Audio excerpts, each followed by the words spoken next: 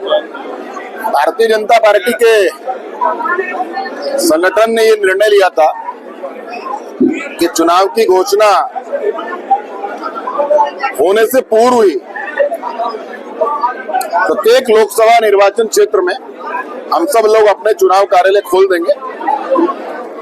उत्तर प्रदेश की लगभग समस्त लोकसभाओं में इस प्रकार से हम कार्यालय खोल चुके थे। उसी क्रम में आज सहारनपुर लोकसभा क्षेत्र के इस चुनाव कार्यालय का उद्घाटन हुआ है।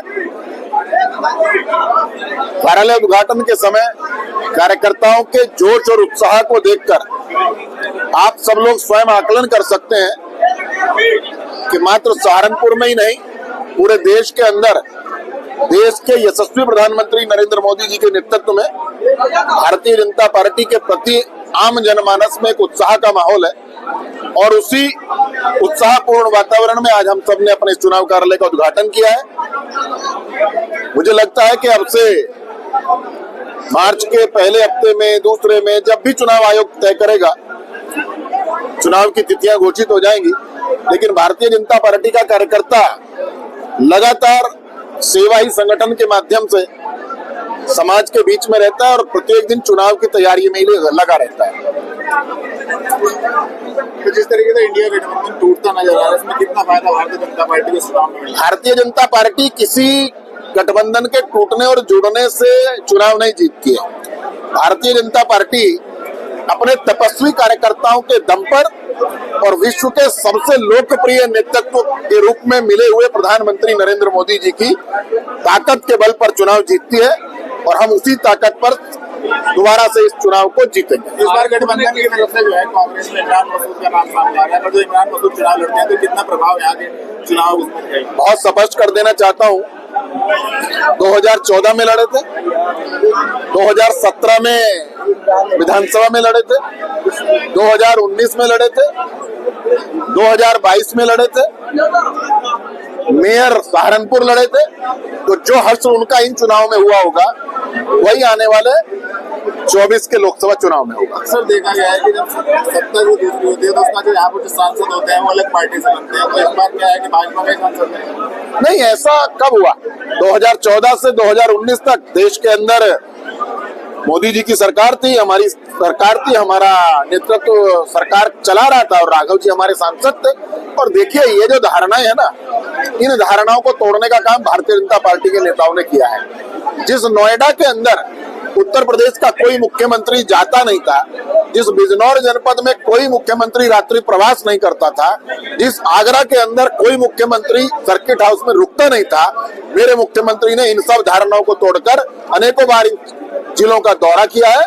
और हम 17 से 22 में रहे, 22 से 27 तक रहेंगे और 27 से 32 तक रहेंगे। ये भी मैं अभी बता देना चाहता हूँ। भारतीय जनता पार्टी का उम्मीदवार सदैव निश्चित रहता है। भारतीय जनता पार्टी के कार्यकर्ता के सामने प्रत्याशी बिल्कुल स्पष्ट रहता है। उसका प्रत्याशी है कमल का फूल। भारतीय जनता पार्टी का प्रत्याशी हर समय घोषित रहता है। प्रत्येक कार्यकर्ता इसी भावना के साथ काम करता है। इस बार कितनी सीटें? मैंने कहा ना, उत्तर प्रदेश के अंदर देश के यशस्वी प्रधानमंत्री नरेंद्र मोदी जी के मार्गदर्शन में और उत्तर प्रदेश के यशस्वी मुख्यमंत्री योगी आदित्यनाथ जी के नेतृत्व में 80 में से 80 लोकसभा सीट जीत करके हम प्रधानमंत्री जी को एक बड़ा तोहफा उत्तर प्रदेश से देंगे।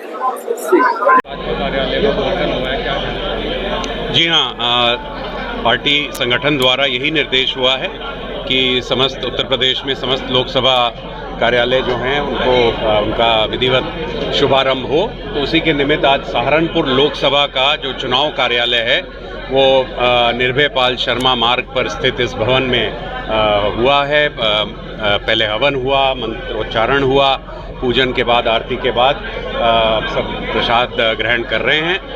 और निश्चित रूप से भारतीय जनता पार्टी का कमल का फूल सहारनपुर लोकसभा सीट पर भी इस बार खिलने वाला है। प्रयास लगाए जा रहे हैं कि इस बार टिकट जो है भारतीय जनता पार्टी आप ही को देने। अब देखिए, ये सब निर्णय पार्टी नेतृत्व के होते हैं और कुछ दिन की बात है, वो सब स्पष्ट हो ही जाएगा।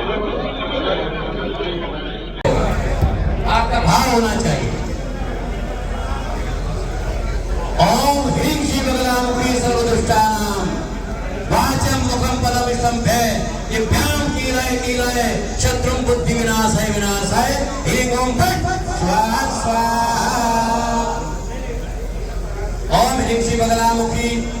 सर्वदुष्टानां वाचं मुखं पदमिष्टं भे दिव्यां कीलाय शत्रु बुद्धि विनाशाय मेरा बच्चा भाग्य का बड़ा धनी है, ऐसे मोमेंट पर आया है।